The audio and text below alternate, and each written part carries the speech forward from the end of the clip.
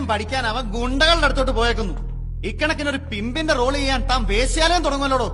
അവന്റെ ഒക്കെ അമ്മയെ കെട്ടിക്കാനുള്ള ഭ്രാന്ത് സഹിക്കേണ്ടത് ഞങ്ങളും. ഈ സൂക്കേടിന് പറ്റിയ ഒരു ഒറ്റ മരുന്നേ ഉള്ളൂ, ആടിച്ചിവന്റെ ഒക്കെ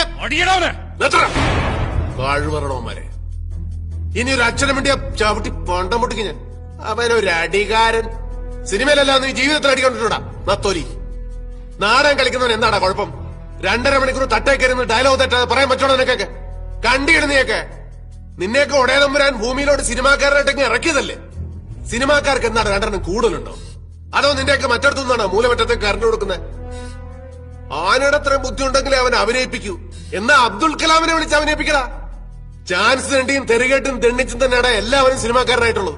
അല്ലാതെ നീയൊക്കെ വീട്ടിൽ ചെന്ന് ഏത് നടനാടാ നടനാക്കിയത്?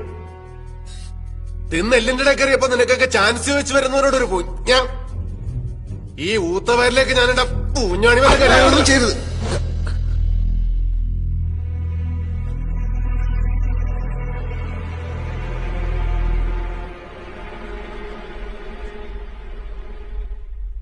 ഇനി പറയണ സാർ, എനിക്ക് അഭിനയിക്കാൻ അറിയില്ലേ?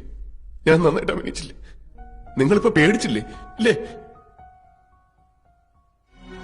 വീട്ടുകാരോടും നാട്ടുകാരോടും ഒരുപാട് നുണ പറഞ്ഞിട്ടാ സാർ ഞാൻ അറിയത്തിരിച്ചു. ഞാൻ ചെയ്തതൊക്കെ ശരിയാണോ എന്ന് എനിക്കറിയില്ല. അറിയാവുന്ന പോലെയല്ലേ സാർ കാര്യങ്ങളൊക്കെ ചെയ്യാൻ പറ്റും. പറ്റുന്നതിന്റെ പരമാവധി ഞാൻ ചെയ്തു. എന്റെ കഴിവ് തെളിയിക്കാൻ ഇതിൽ കൂടെ ഞാൻ എന്താണ് സാർ ചെയ്യേണ്ടത്? എന്തെങ്കിലും ഒന്ന് ആയിത്തീരാൻ തിരിച്ചു പോകാൻ പറ്റില്ല സാർ. അടുത്ത സിനിമയിലെങ്കിലും എനിക്കൊരു ചാൻസ് തരണം സാർ, പ്ലീസ് സാർ.